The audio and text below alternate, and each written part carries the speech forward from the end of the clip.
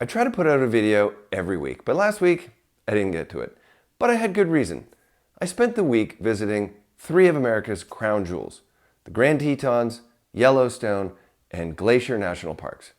Hiking miles of trails, taking in views that make you feel small in the best way possible, and even swimming in a lake at the bottom of a glacier. But rest assured, this video is not about me sharing my family vacation photos. No, it's about something much more important, but also related to that. So it's about one of the most powerful and underrated things you can do for your mental health and physical health. It's exercising outdoors in nature. Now, what am I talking about? Well, exercising outdoors in nature has different effects on the body than indoors. Most of us know exercise is good for us, right? But here's a cool fact. Studies show that exercising outdoors actually provides greater benefits than the exact same exercise done indoors. And this is not speculation. Head-to-head trials show it.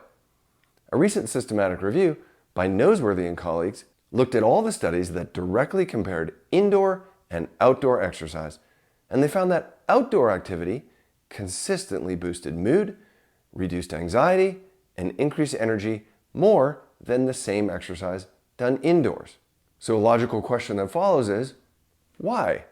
Why would doing push-ups in a gym feel differently and have different effects on the body than doing push-ups on a mountaintop?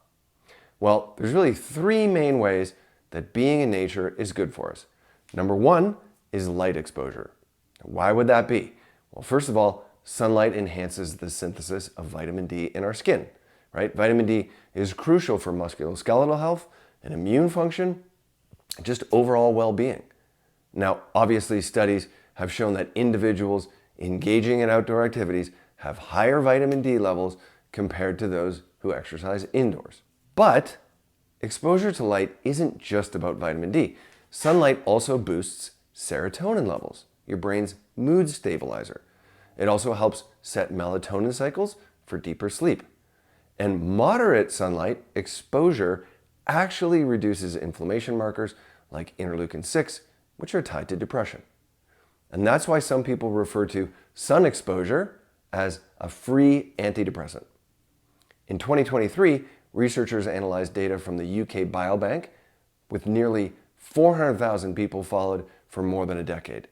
And they found that about 1.5 hours of outdoor light per day gave people the lowest risk of depression. Less than that increased the risk, and more than that also increased the risk by about 13%. But here's the great part. This held true even for people with the highest genetic risk for depression. So no matter what your DNA, sunlight was protective. Now I find this next part really cool.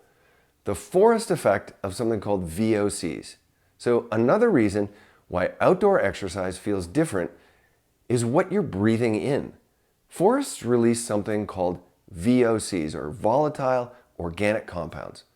Volatile organic compounds are a diverse group of organic chemicals that are emitted as gases. And in nature, these natural plant chemicals like pinene and limonene give pine forests and citrus groves their distinctive smell. But when inhaled, they don't just smell nice. Studies show that they actually act as mild antioxidants, anti-inflammatories in the airways, and some actually cross into the bloodstream. Pinene, for example, has been linked to sharper cognitive performance and less mental fatigue. Limonene is tied to relaxation and lower stress hormones. And together, these VOCs appear to boost immune function, reduce inflammation, and improve your mood. In other words, the air itself in a forest is medicine. No supplement bottle needed.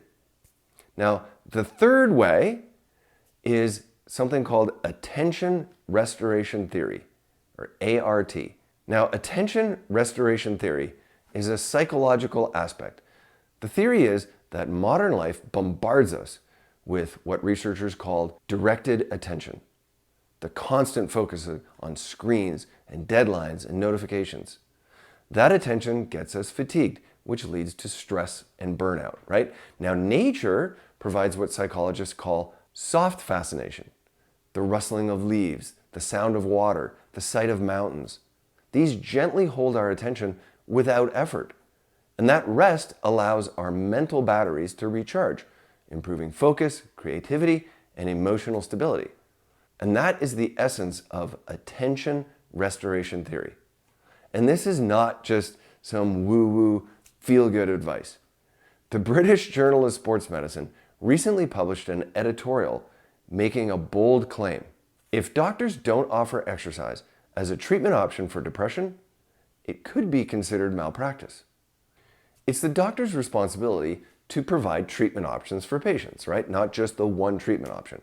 But of course, no doctor can offer every single possible treatment. But when the evidence is so overwhelming that exercise improves depression just as well as medications or psychotherapy, you can't not recommend it to a patient with mild, moderate, or even severe depression. Not offering it does a disservice to patients. And that's how strong this body of evidence has become. So, whether it's a walk in the woods, whether it's a walk in your neighborhood, a bike ride on a trail, or a vacation to the Tetons, remember that exercising outdoors is more than just movement. It's light therapy, it's chemical therapy from volatile organic compounds, right? And it's mental restoration all rolled into one package. And here's the best part. It's free, it's accessible, and it works no matter what your genetics or fitness level. So, maybe the next prescription we all need isn't another pill or another supplement.